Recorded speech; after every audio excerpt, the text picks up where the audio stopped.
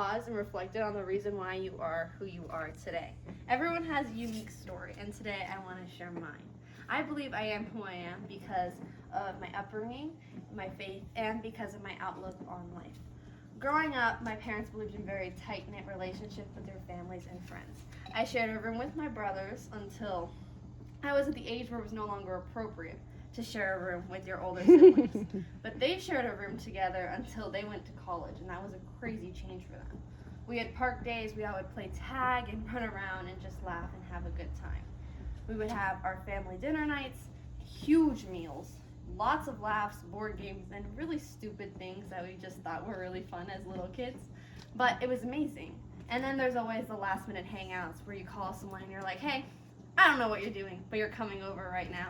And those were always the most fun, unplanned events.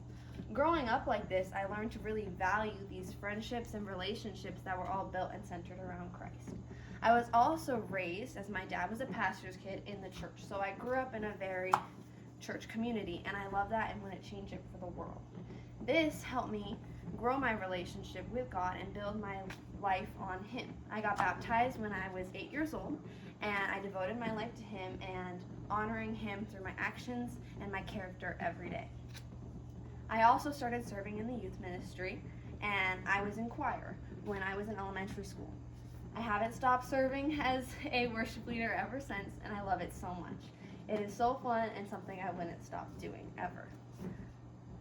This has helped me learn that God needs to be the center of everything, even in the difficult times, the long days, when I didn't really want to get up.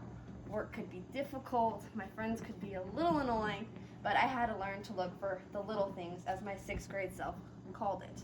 I was going through a really hard time, and I decided that the only way to get through some days was to find one little positive, a bright light, and something that could just carry me through the day. Sometimes my brothers made a joke.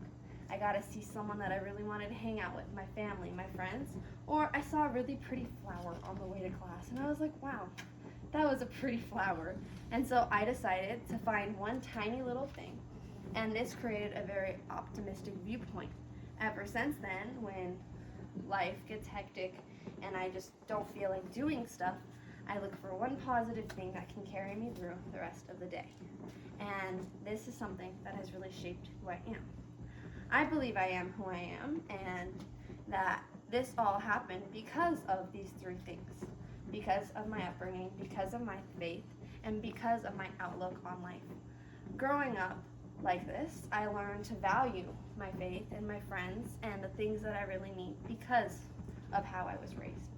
I learned that God needs to be my foundation through life because my dad was a pastor and I grew up around the Lord, and it's just seen how much He reflects in the way my life has shown and how He's got me through so many things. And I've also learned that you need to look for the positive things in life, and that has shaped who I am and how I deal with situations.